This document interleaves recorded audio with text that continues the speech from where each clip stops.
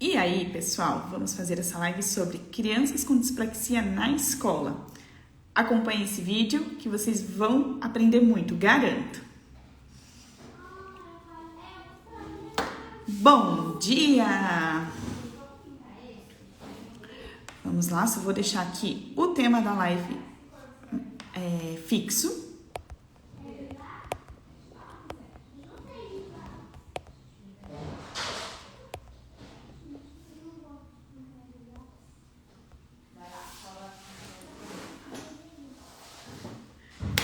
Então, pessoal, vamos lá.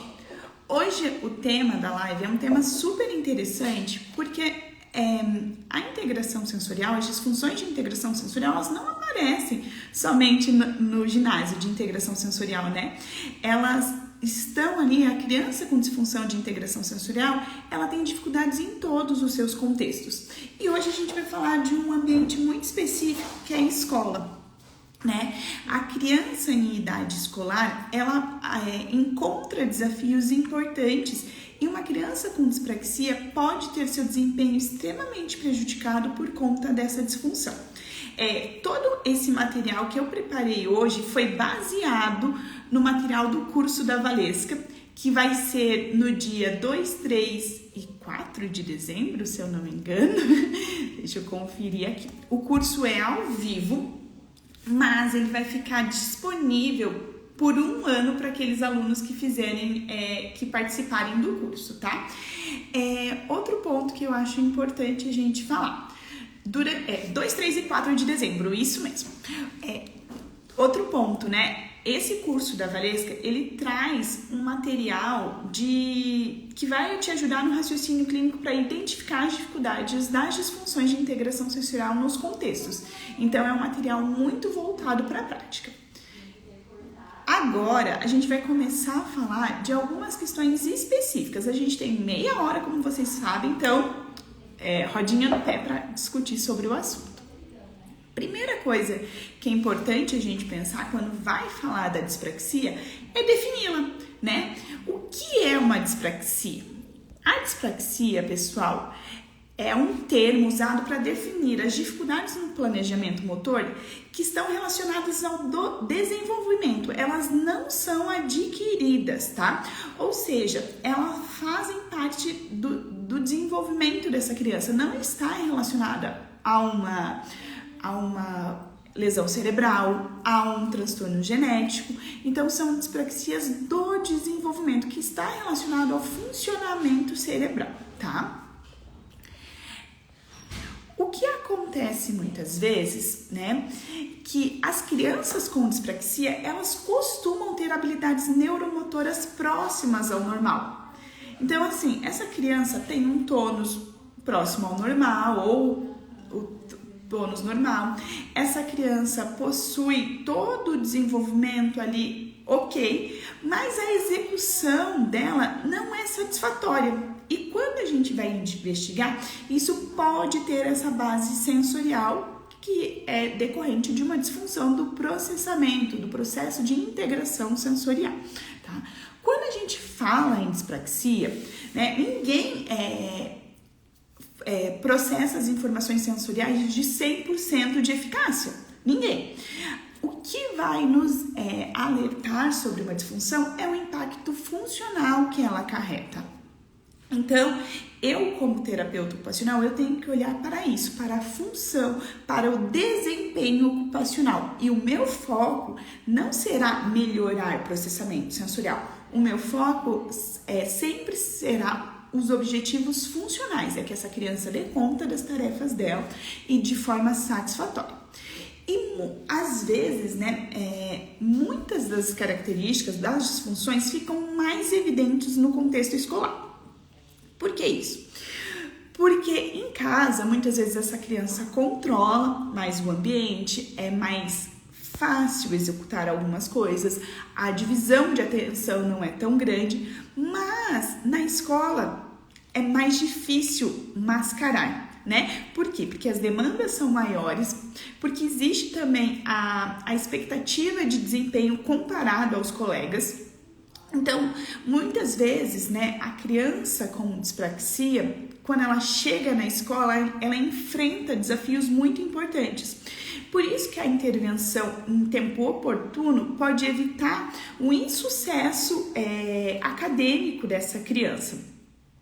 E principalmente quando a gente pensa nos padrões de disfunção de integração sensorial, o VBIS geralmente chega pra gente, né, nessa fase escolar. Por quê? Porque é onde existem maiores demandas de atividades de integração bilateral, aonde exige maiores demandas de cópia do quadro, e é isso que a gente vai discorrer um pouquinho sobre as características de cada uma dessas disfunções nesse contexto. Então, bora lá! 3 padrões a gente vai discutir hoje, que é a somatodispraxia, o VBIS e a dispraxia ideacional. Tem também a visodispraxia, mas é um padrão mais raro, com menos estudos, então acho que não valia a pena a gente dedicar esse tempo aqui, mas esse tema também está sendo, essa disfunção está sendo abarcada no curso sobre praxis que a gente vai ter agora na primeira semana de dezembro, tá bom? Então, quem se interessar, também vale a pena pensar no curso por conta disso. Vamos começar com o padrão, né, mais impactante, com maior impacto funcional mesmo que a gente tem, que é a somatodispraxia. A somatodispraxia é uma disfunção de base no sistema somatosensorial. Sofre influência também do sistema vestibular, mas a maior base é do sistema somatosensorial, que é a junção do sistema tátil com o sistema proprioceptivo. A criança com somatodispraxia vai encarar desafios importantes na escola, porque envolvimento com ferramentas, o trânsito nos ambientes, tudo isso exige uma ótima percepção corporal e um bom esquema corporal. Como essa criança não pode confiar 100% nas informações dela, né, do próprio corpo, esse desempenho fica mais difícil. Então vamos elencar aqui algumas dificuldades que são mais comuns, tá? Primeira coisa que a gente costuma encontrar na criança com somatodispraxia, né? A dificuldade em manusear ferramentas. Vamos pensar que as ferramentas são uma extensão desse corpo. Então, a criança não consegue ter um ótimo esquema corporal, e na hora que ela vai usar ferramentas e exige uma boa discriminação das informações somatosensoriais, também costuma falhar. Então, queixas que são comuns: criança que usa força demais, criança que usa força de menos, criança que não consegue segurar o lápis de forma adequada, a criança que não consegue usar o apontador, a borracha. Então, esse uso de ferramentas que é muito comum na escola, a gente começa a ver esse impacto aqui. Uma das questões que a gente tem também, né, é o uso da tesoura, que ele é comum na criança com VBIS, mas na somatodispraxia ela se apresenta de uma forma diferente. Por quê? Porque essa criança não consegue nem ajustar essa ferramenta na mão. Então, ela segura de uma forma desordenada, ela picota, ela não consegue fazer as atividades de uma forma fluida, tá? Lembrando que fluidez tem muita base no sistema proprioceptivo.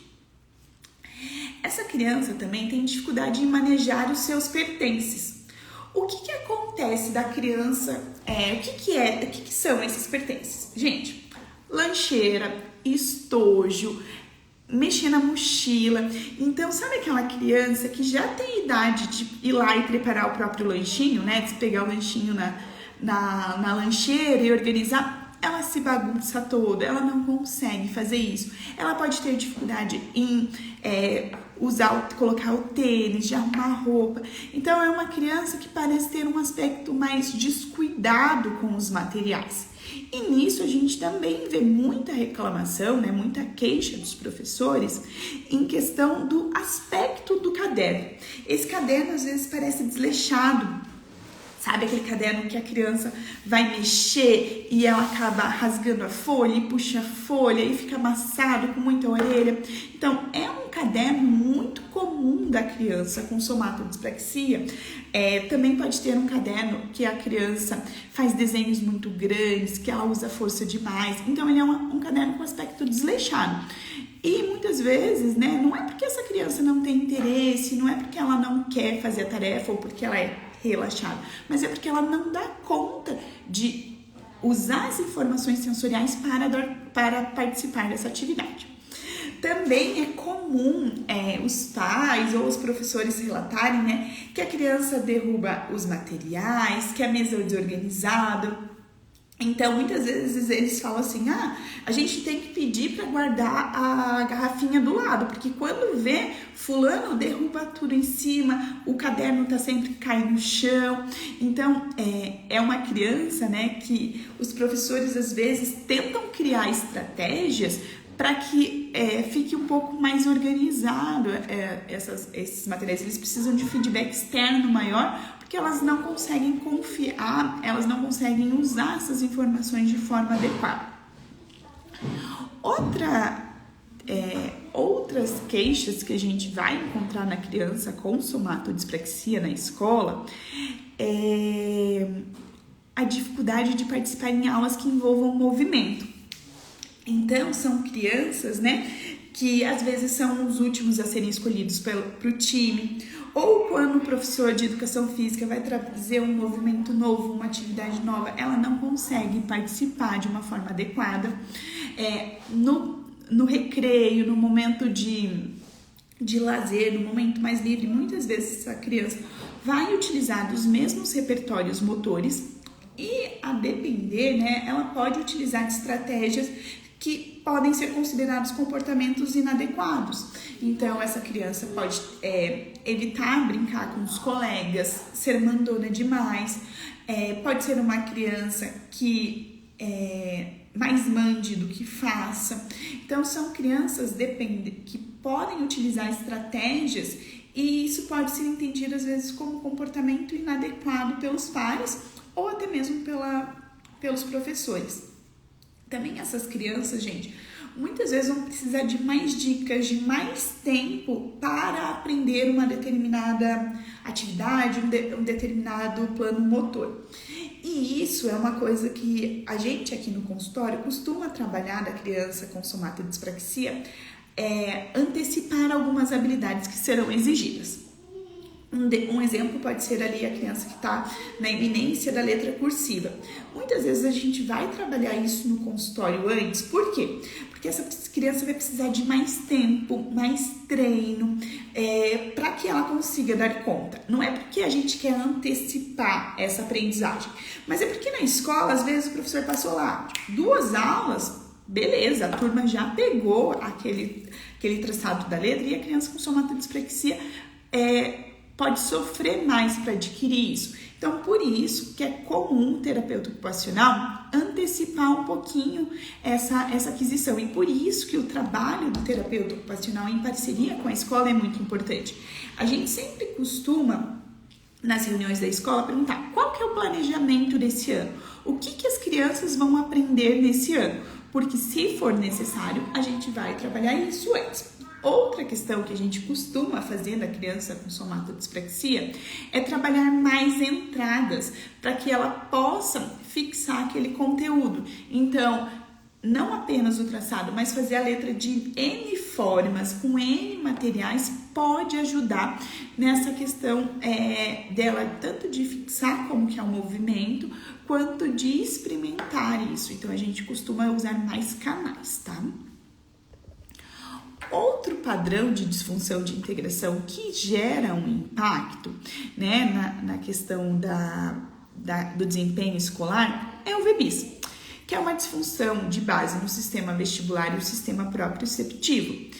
Essas crianças vão ter dificuldades ali no controle postural ocular e também no uso coordenado dos 2 lados do corpo. Então, quando eu penso na criança com VBIS, eu vou pensar nesse tipo de atividade e nesses impactos. Então, o que a gente costuma encontrar na criança com VBIS, né? São crianças que apresentam lentidão, baixo desempenho no recorte, então um recorte mais fragmentado, um recorte no qual as mãos não conseguem trabalhar em conjunto para um fim de uma forma muito harmônica. Também são crianças que costumam ter confusão entre direita e esquerda, então a lateralidade às vezes demora mais para aparecer e também elas costumam ter muita dificuldade em atividades que demandem essa formação desse conceito. A letra costuma ser muito grande, a relação, né, do tamanho da letra com o espaço costuma ser muito difícil. São crianças, às vezes, que apresentam dificuldade na questão matemática, da organização desse conteúdo no papel. Também o que a gente vai ter como dificuldade na criança com VBIS, gente? Saiu as coisas aqui da ordem, daí por isso que tá sendo um pouquinho mais chatinho de procurar, tá? Então, assim, são crianças com baixo desempenho na educação física. Geralmente esse baixo desempenho vai ser relacionado a esportes, tá? Porque esportes exigem uma antecipação de movimento em relação ao tempo e espaço muito importante. Então, jogos com bola podem ser muito difíceis, tá? Atividades que envolvam mais sequenciamento, mais fluidez também podem ser mais difíceis. Essa criança, devido ao pobre controle postural ocular, provavelmente apresentará dificuldades em atividades de cópia. Então, são crianças que se perdem ali na ordem do material, sabe? Quando a criança, ela vai lá para copiar no quadro, ela já se perde no que deve ser feito. Então, o conteúdo às vezes fica fragmentado e pensa, se o meu conteúdo não fica organizado, eu pulo linhas, eu não consigo fazer, na hora de estudar isso também vai ser difícil. Então, na parte de sedimentação do conhecimento, na parte de estudar, isso pode ter um bom impacto. Então, a gente tem uma questão motora que pode influenciar nessa parte cognitiva ali, né, na parte acadêmica, e perde-se na leitura. Então, são crianças, às vezes, que precisam muito usar os dedos e tudo, porque a leitura só através do rastreio visual pode ser difícil, por conta do pobre controle postural ocular. São crianças que os DETs são mais suaves, né, do que a criança com somatodispraxia. Geralmente essas crianças chegam depois para intervenção e é comum também chegarem essas crianças que passaram ali, tipo, ela já fez atendimento com esse profissional e não deu certo, não funcionou, mandaram para TO agora. Então, é importante a gente considerar isso quando essa criança já passou por várias intervenções e parece que ninguém encontra o que realmente está acontecendo. Um ponto que talvez eu não deixei muito claro até então é que esses problemas, eles são observáveis através da execução motora, mas são problemas de planejamento motor, ou seja, é uma etapa cognitiva, tá, gente? A gente vê o planejamento motor através da execução, mas o planejamento motor antecede esse momento, esse movimento, tá? Isso é um ponto que no curso da Valesca ela reforça muito, né? Porque às vezes acontece essa confusão de até onde é planejamento motor, aonde passa a ser execução. Então, gente, o curso que vai acontecer nos dias 2, 3 e 4 é sobre praxis, desde o conhecimento sobre o desenvolvimento da praxis até as dispraxias, focados tanto no diagnóstico quanto na intervenção. Então, para quem, né, eu acho que é a grande maioria dos terapeutas ocupacionais que trabalham com integração sensorial, isso é um curso que vai auxiliar muito nesse momento, tá? As inscrições são só até domingo, então se você não fez, corre lá. Agora, gente, deixa eu ver. A próxima disfunção que a gente vai conversar é sobre a dispraxia ideacional.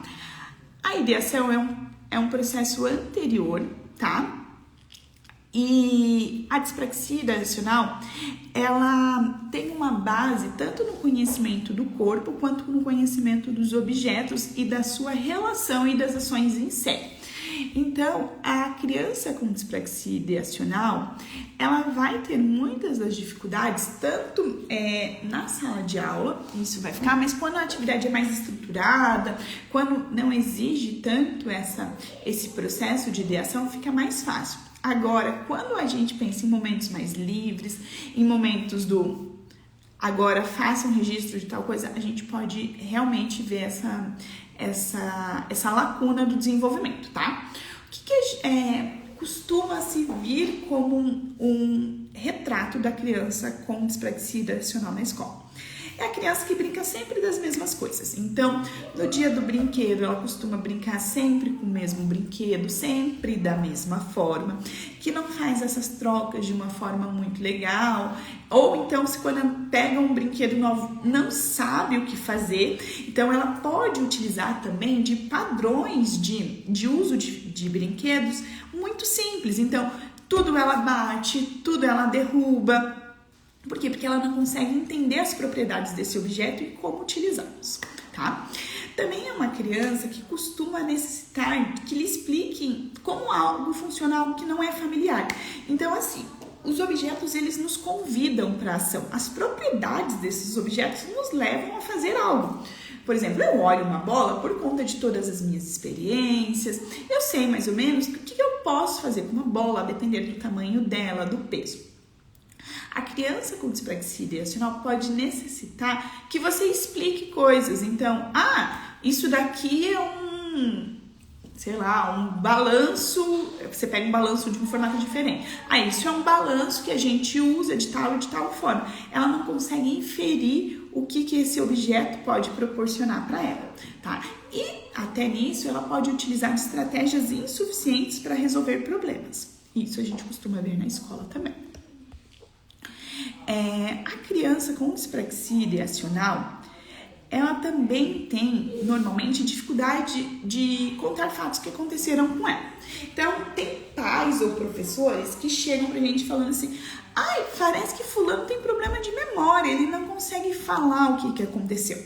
Por que isso, gente? Essa criança não consegue acessar essa biblioteca de informações do que foi feito. Mas se você perguntar, assim, na escola você foi no escorregador ou no gira-gira? Você der essas opções, ela consegue te falar, eu fui no escorregador, tá? Agora, se você chega e fala assim, e aí, o que você brincou hoje na escola? Aí é difícil, tá? Então, isso também pode ser observado na dificuldade para representar suas ações e fatos. Então, temas muito globais, tanto para desenhar, pode ser muito difícil. Então, são crianças também que podem utilizar sempre as mesmas estratégias para desenhar N fatos, tá?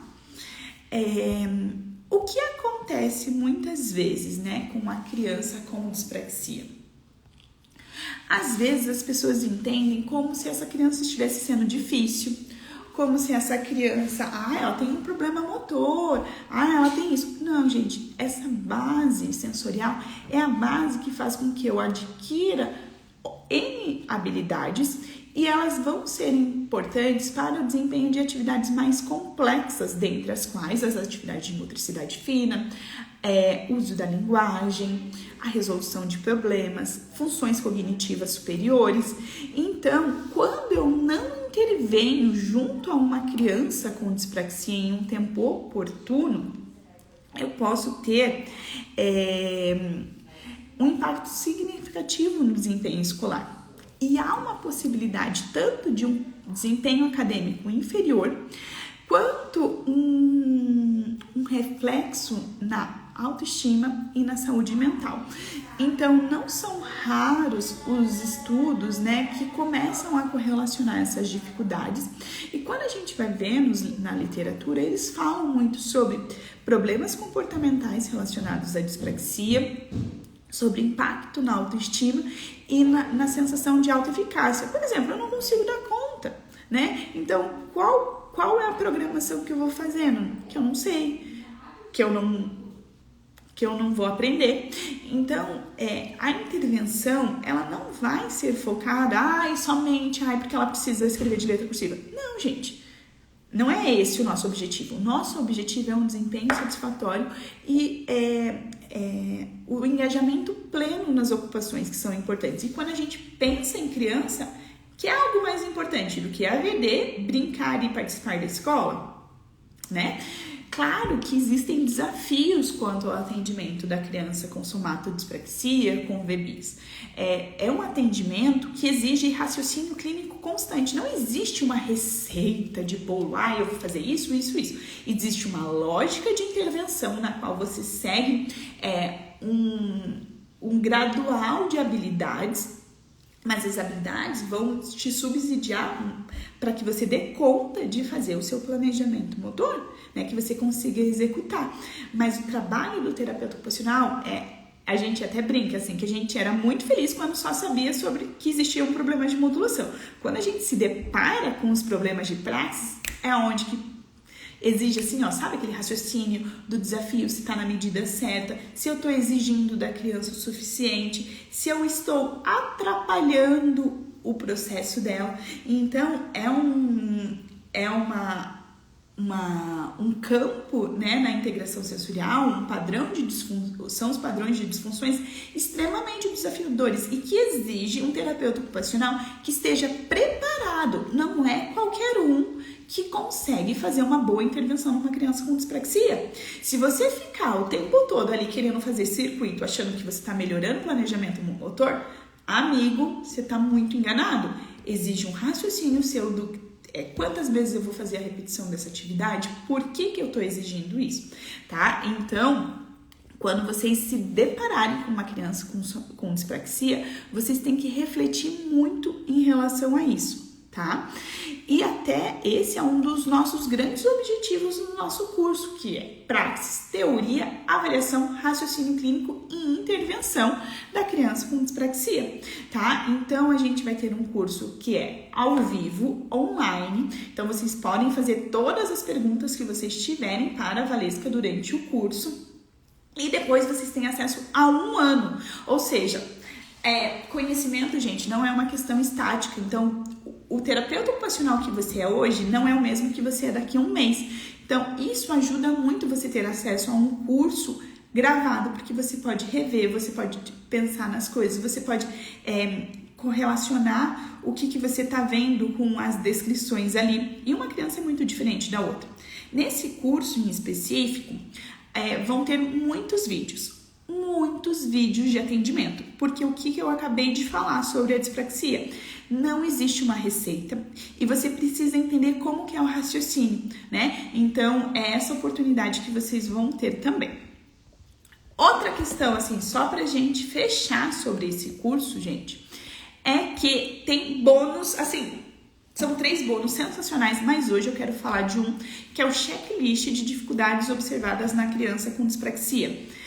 Gente, o material que eu fiz hoje para essa live é um pedaço desse checklist. Um pedaço. Pensa o que mais que tem ali.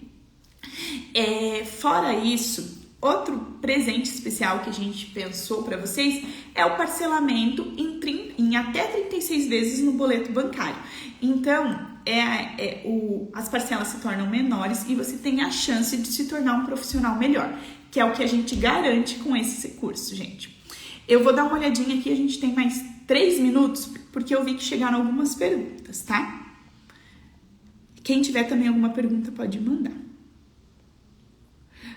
Sou pedagoga, concluí pós em psico e neuropsicologia, queria fazer uma pós em integração sensorial. Não dá. Os cursos, né, sobre integração sensorial são abertos para terapeutas ocupacionais, porque isso é uma abordagem da terapia ocupacional. Existem alguns cursos, webinars que vão te permitir ter uma perspectiva sobre o que é integração sensorial. Mas, por exemplo, os nossos cursos só são abertos para terapeutas ocupacionais porque eles focam muito em intervenção. E é proibido, né, pelo CREFITO, pelo COFITO, ensinar a intervenção para profissionais de outras áreas. Deixa eu ver aqui. aqui outra pergunta que tinha chego ou não chegou. Eu acho que eu tinha visto, gente. Bom, se chegou eu perdi. Força, uso de força, né? Algo bem marcante. Aqui. O que acha de criança monocular e com dispraxia? Nunca vi nenhum estudo relacionando, mas provavelmente, claro, vai ter alguma interferência ali, mas quando a gente pensa em outros sistemas bases que vão influenciar mais, mas é um dado a mais, né? A ser considerado.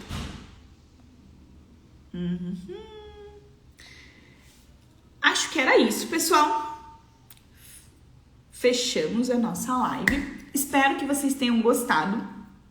É um conteúdo condensado ali para vocês, mas eu acho que já ajuda a pensar em algumas crianças que vocês estão atendendo e também ajuda vocês a perguntarem com mais assertividade para as escolas, né? Não adianta você ir só para a escola, né, ali e falar assim, ai, como que fulano vai? Não, você tem que direcionar suas perguntas, porque é que nem quando a gente faz anamnese, a gente tem que saber o que pergunta, porque a gente tem que aproveitar aquele tempo para colher o máximo de informações, senão fica algo muito solto, aí você sai da escola com aquela sensação assim, e agora? O que eu vou falar, né? Um outro ponto só que faltou, né? Que a intervenção da criança, né, com disfunção de integração sensorial, com dispraxia, ela tem que acontecer no ginásio de integração sensorial. Ela acontece através da terapia de integração sensorial, mas também você vai precisar de orientações à escola e ajustes de materiais, tá? Tem uma live que fala sobre adaptadores e também uma live sobre adequações escolares. Vejam lá depois no feed, certo? Boa terça-feira para todo mundo, espero que vocês tenham gostado. Beijo, pessoal!